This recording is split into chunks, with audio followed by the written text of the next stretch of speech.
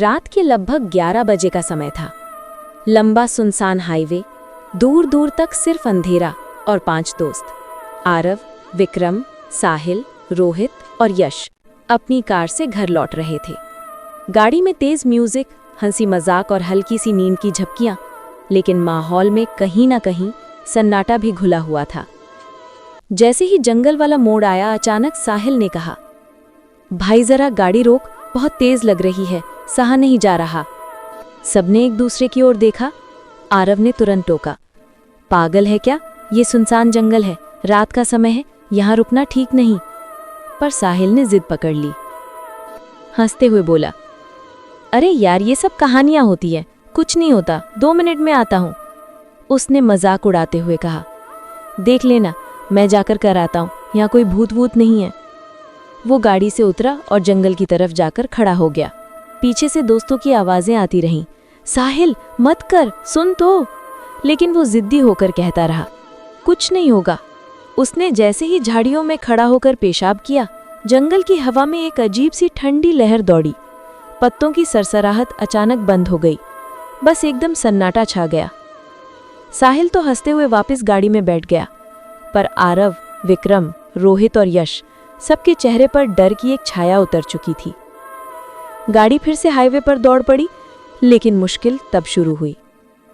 करीब आधे घंटे बाद जब उन्हें लगा कि वो बहुत आगे निकल आए हैं, अचानक गाड़ी अपने आप धीमी होने लगी। स्पीडोमीटर गिरा और कार जाकर उसी जगह रुक गई जहां साहिल ने पेशाब किया था। सबने हैरानी से एक दूसरे की तरफ देखा। रोहित बोला, ये कैसे हुआ, हम तो मीलों आगे आ गए थे। यश ने तुरंत कहा, बोल रहा था ना, ये ठीक नहीं था, ये जगह, ये सामान्य नहीं है। डर के बावजूद उन्होंने इंजन स्टार्ट किया और फिर से चल पड़े। लेकिन जैसे ही दोबारा रास्ता तय किया, फिर वही हुआ। गाड़ी तेज दौड़ी, फिर धीमी, और जाकर उसी जंगल के मोड़ पर खड़ी हो गई। अब पांचों के चेहरों का रंग उड़ गया। साहिल हकलाते हुए बोला, शायद गाड़ी में प्रॉब्लम है। पर तभी पीछे की सीट पर बैठे विक्रम ने देखा, कार की विंडशील्ड पर किसी औरत की परछाई झलक रही थी। लंबा घूंघट, लाल साड़ी और आंखों से बहता हुआ काला धुआं। वो चीख पड़ा, वो देखो सामने। सबने देखा तो दिल जम गया। सड़क पर वही औरत खड़ी थी, आंखें लाल, पैरों के पंजे उल्टे। अब गाड़ी के अंदर हलचल मच गई। आरव ने तुरंत स्टार्ट करने की कोशिश की, लेकिन इंजन बार बार बंद हो जाता। बाहर वही औरत पास आती जा रही थी। मैंने कहा था, मत कर, मत कर। सब एक दूसरे पर चिल्ला रहे थे। साहिल की हालत खराब थी, उसकी टांगें कांप रही थीं।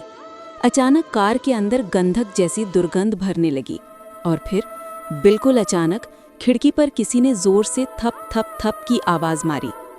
आरव ने घबराकर शीशा घुमाया। बाहर वही औरत खड़ी थी। उसके होंठ हिल रहे थे, लेकिन आवाज नहीं आ रही थी। बस इतना समझ आया कि वो कह रही थी, क्यों अपवित्र किया मेरी जगह को।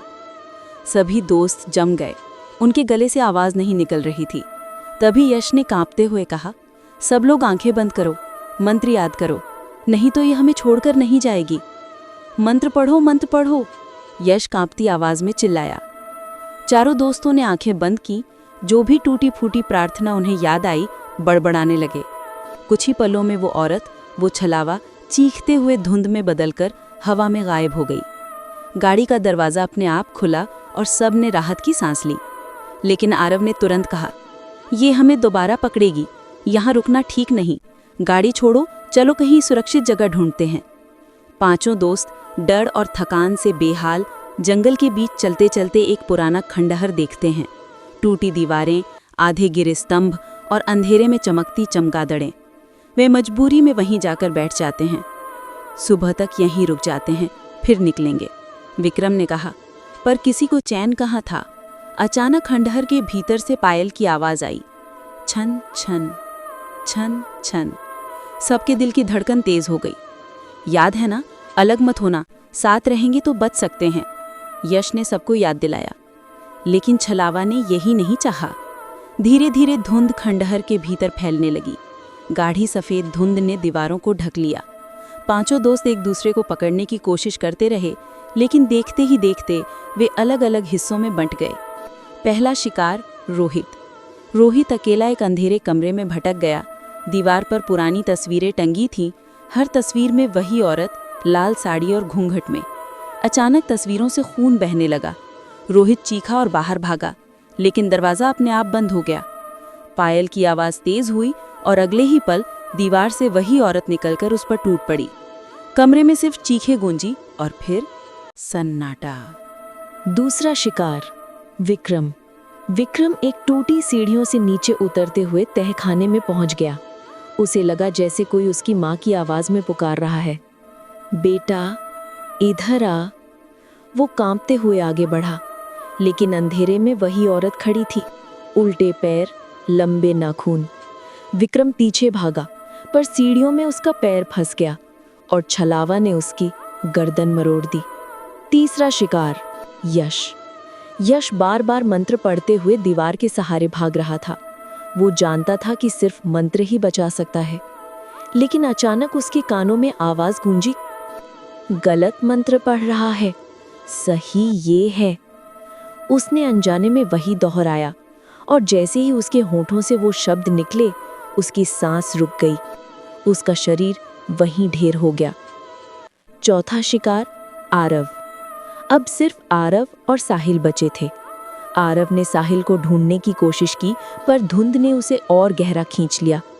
उसने देखा सामने साहिल खड़ा है। साहिल इधर आ। लेकिन जब वो पास गया तो समझ आया वो साहिल नहीं बल्कि छलावा था, जिसने साहिल का रूप ले लिया था। आरव पीछे हटने ही वाला था कि उसके चारों ओर आग की लपटें उठीं और वो चीखते हुए जलकर राख हो गया। आखिरी शिकार, साहिल। अब बस साहिल अकेला बचा था, वही जिसने सबसे पहले जिद की थी। खंडहर की छत से टपकते पानी में उसका चेहरा धुंधला दिख रहा था। उसने कांपते हुए कहा, मुझसे गलती हुई, छोड़ दो, प्लीज छोड़ दो। अचानक हवा में वही आवाज गूंजी, अपवित्र करने की सजा मौत है। साहिल ने देखा उसके चारों दोस्तों की लाशें उसके सामने पड़ी थीं, और पीछे वही औरत, लाल साड़ी, चेहरे पर सड़न और आंखें जलती हुई। धुंध से अलग हुए पांचों दोस्त एक एक करके खंडहर की अंधेरी कोठरियों में बिखर गए। रोहित तस्वीरों में फंसा, विक्रम तहखाने में मरा, यश मंत्र की भूल में ढेर हुआ, आरव आग में जलकर राख हो गया, और आखिर में साहिल, वही जो सबसे पहले हंसते हुए बोला था, कुछ नहीं होगा। उसने देखा कि चारों दोस्त मर चुके हैं। उसकी रूह कांप गई। वो जमीन पर घुटनों के बल गिर पड़ा। क्यों क्यों इन्हें मारा? गलती मेरी थी, वो चिल्लाया। अचानक पूरे खंडहर की दीवारों पर खून से लिखे शब्द उभर आए।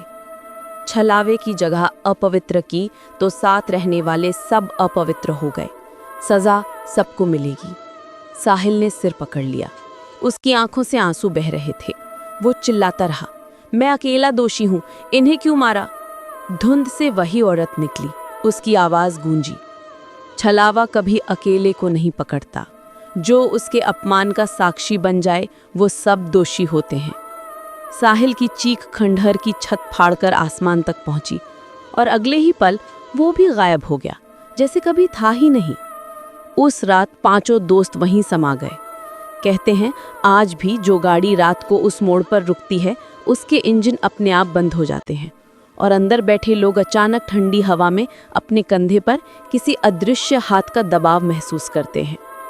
लोग मानते हैं कि कभी भी किसी अनजान जगह, जंगल, खंडहर या सुनसान मोड़ पर अपवित्र काम मत करो, क्योंकि वहाँ कौन सी शक्ति रहती है, कौन सा छलावा सोया पड़ा है, ये कोई नहीं जानता।